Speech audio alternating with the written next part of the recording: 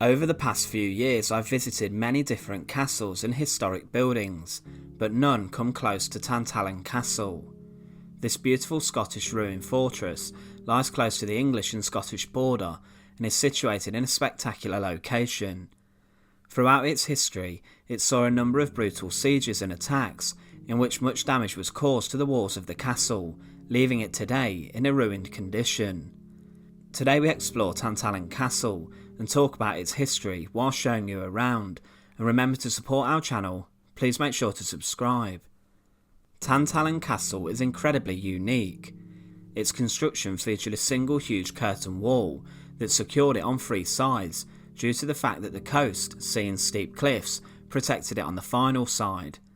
Around the year 1300, a castle did exist in this area, and in 1346, William Douglas, a nephew of Robert the Bruce's companion, Sir James Douglas, came to Scotland from France to claim his inheritance as the chief of the Douglas clan. He murdered his godfather and became the undisputed head of the House of Douglas, later becoming the Earl of Douglas. He built the present-day castle around the time of his newfound status, and it was a sign of his new power. It was held by the Douglases over the next few generations, despite a number of attempts to dislodge the family in the area. George Douglas became the first Earl of Angus and became the first of the Red Douglases, a divide inside the house, with George becoming the head of this side. In 1397, he married Princess Mary Stuart, the daughter of King Robert III of Scotland, and he made a very powerful ally, linking the Red Douglases to the royal house of Stuart, with the Stuarts later becoming the royal family that presided over Great Britain including England. During this time, the castle remained in the hands of the Douglas family. During the 15th century, Tantallon was also used as a royal prison, holding Isabella the Countess of Lennox, the widow of the executed Duke of Albany, and also Alexander, Lord of the Isles, was held there until he reconciled with James I of Scotland. The 3rd Earl of Angus used Tantallon as his base and would raid the Black Douglas lands, and the castle remained in the hands of the Earls of Angus. In 1491, Tantallon was besieged by James IV, with guns sent from Edinburgh and Linlithgow, and quickly Angus forfeited the castle without much damage being done, with the fear of the cannons and guns being enough to put him off. Over the 16th century, sieges would plague the castle.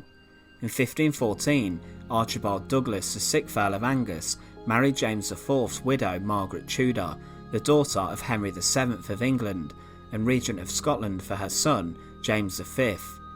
The couple tried to take the young king to England, which sparked a civil war, and the regency was given to John Stuart, who then seized Tantallon in 1515. Margaret Tudor left some jewels and clothes at Tantallon, including a diamond that had been gifted to her from Louis XII of France. In 1525, Angus, who was backed up by Henry VIII of England, staged a coup, taking custody of James V, who was still young, and he became the Chancellor. In 1528 though, 16-year-old James V escaped and banished the Earl of Angus to the north. Archibold Douglas then retreated to Tantallon, but the king laid siege to the castle on the 23rd of October 1528.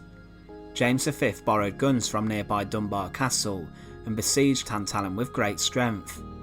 The castle was bombarded by cannon fire for 20 days, and the king's guns did struggle to be close enough to the castle to cause significant damage.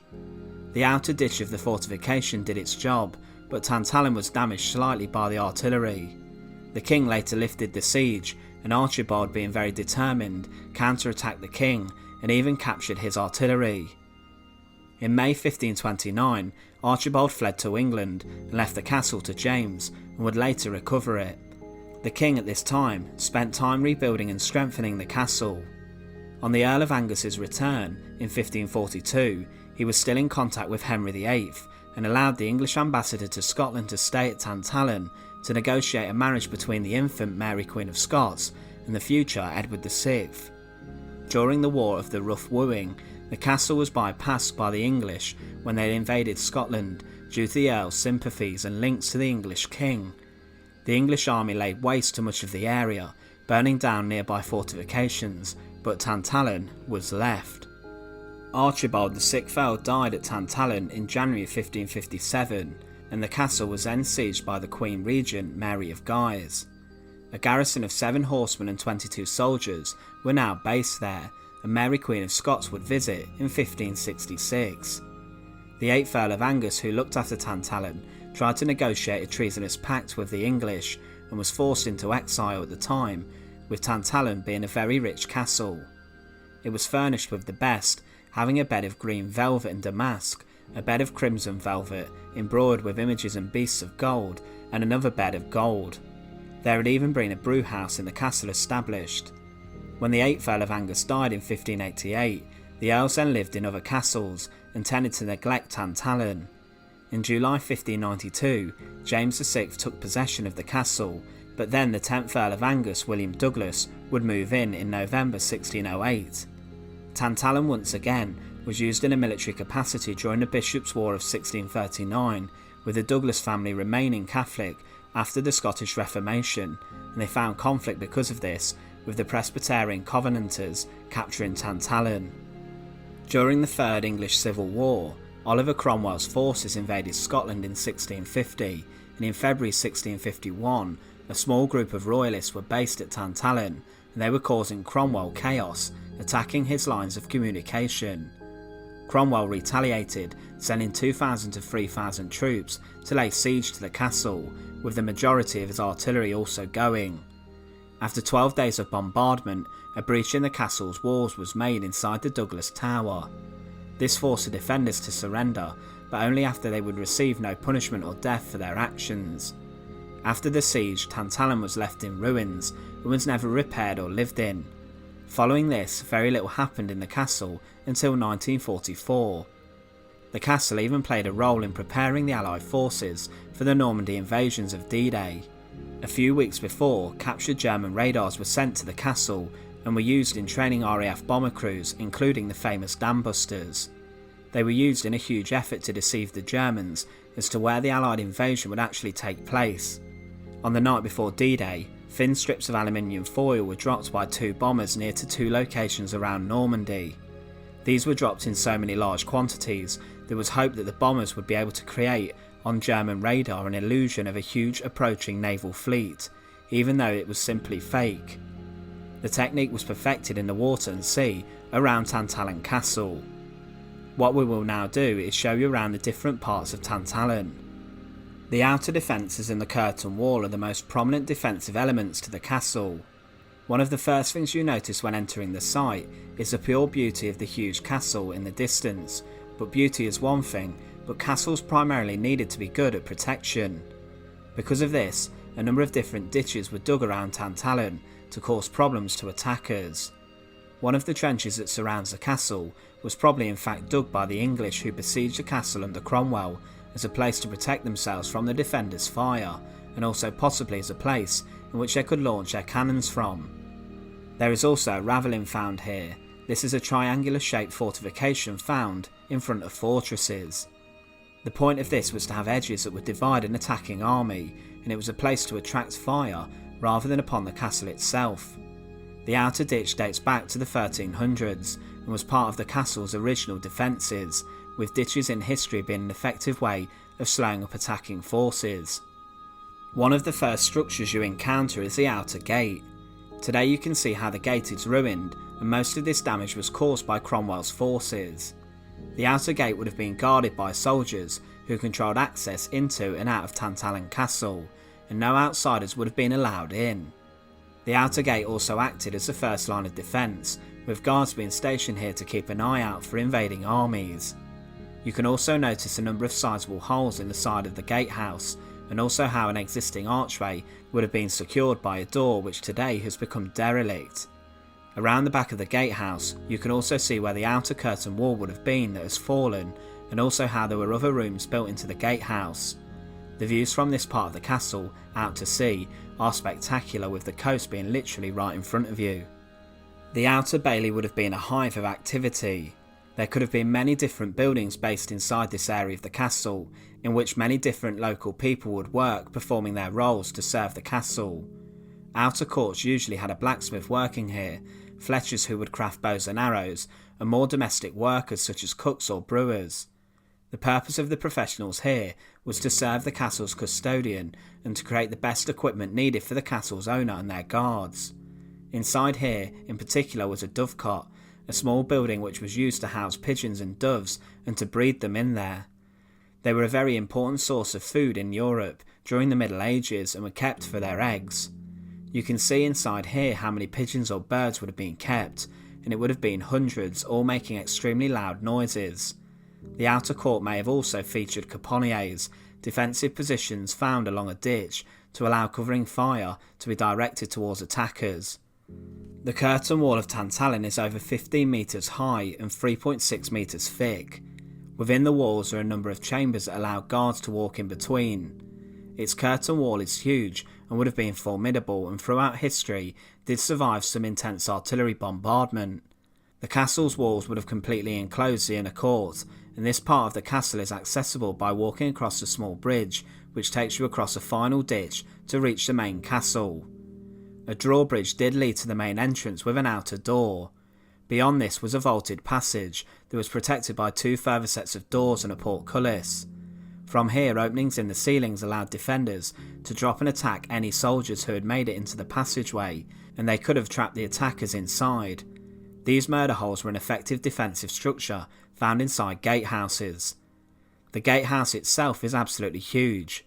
The central gatehouse is square, measuring 13 metres across and 24 metres high. It contained 4 stories of chambers, with some having fireplaces. Today the floors and internal walls are missing, but this would have been luxury apartments for the guests to stay in. The fireplaces would have kept the rooms warm, and the castle's keeper would also be staying here. This was the man in charge of organising security and defence at the castle, and all these rooms were accessed via a spiral staircase found built into the curtain wall. When climbing the stairs of the gatehouse, you can't help but notice the beauty of the surrounding area. Behind you is the sea, and in the distance is Base Rock, of which a prison existed on there at one time. The sea crashes against the rocks below, and as you look into the distance the other way you can see just green fields and beautiful countryside. The height of the gatehouse shows you what a great view and vision the guards would have had to spot any attacking soldiers. With the main entrance running below this tower, it would have been a good place for the guards to be based. The ramparts on this tower also link up with the different parts of the castle. One of these towers that doesn't exist in its full capacity today is the Douglas Tower. This was a round tower built into the northwestern corner of the curtain wall, and was the largest tower inside the castle. The Douglas Tower, named after the Douglas family, was where the Earl's private apartments would be found. It is almost circular in its layout and originally measured around 12 metres wide. Today the west side of the tower has collapsed, however in its heyday it would have been absolutely colossal, measuring 7 stories high. A connecting hall would have been found inside this tower too, and it was the Lord's Keep, the main castle building in which the Lord or Earl lived inside. Traditional castles place these on top of moats or hills, but at Tantallon it was simply this tower. The Douglas Tower also featured timbered floored chambers and vaulted garderobes or toilets. Inside this part of the castle was also a dungeon and a pit prison found in the lowest story. This would have been used to house prisoners inside the cold and dark basement structure, which possibly could have been completely pitch black. The enemies of the Douglas family could then have been thrown in here and would have suffered. Next to the Douglas Tower is the Great Hall. This section of buildings located in this area dates back from the 14th century, and the Great Hall in particular would have been used by the Lord for huge parties and occasions. This would have been a brightly decorated space, with tapestries and much colour lining the walls, with feasts regularly occurring inside the hall. Interestingly too, the windows would have provided guests with a beautiful view to enjoy whilst the entertainment was occurring. Also found in this area of the castle was a bakehouse in which food would be made to be sent straight to the Great Hall on occasion, and also some more private chambers for people to stay in. This today has partly collapsed into the sea, but below the Great Hall are 3 vaulted cellars that would have been used to store beer and wine. This area formed the main service block in which the castle's cooks and kitchen staff would have worked. There is also another tower found in the corner of the curtain wall. This itself is a D shape and is smaller than the other 2. It provided extra accommodation for those staff based inside the castle and was 5 stories high, with a different chamber of room found on each level. All of these were then accessed by a spiral staircase in the corner. Large gun ports would also have been found in the basement of this tower. The inner court of Tantallon Castle was the most exclusive part of the fortification, and only a small selection of people would have been allowed access to this area. It was inevitably where the Lord lived, and where security would have been the tightest. As mentioned, there was a bakehouse and further living accommodation found here, and there is also a well that was imperative to the castle. When the castle was heavily besieged, it was used for water to be extracted so that the guards could have a consistent supply of water and would not dehydrate. Tantallon Castle is a fortification that is steeped in Scottish history, and it's linked into the Douglas clan very prominently. It has seen sieges and much action throughout its life, and today remains in the ruined state that was caused by Oliver Cromwell's invading and attacking artillery divisions. It genuinely is one of the most beautiful castles I have ever visited, with the view out to sea being completely spectacular and also the surrounding area being incredibly picturesque. For this, at the moment, Tantallon remains my favourite castle that I have ever visited. The scenery is completely stunning, and when we visited it, it was after lockdown, which was incredibly limiting, and the pure joy of escaping for the afternoon to explore a beautiful medieval fortress with these incredible surroundings is a memory that I'll hold on to for a long while. Tantallon Castle remains the most incredibly delightful, engaging and alluring castle that I have ever visited.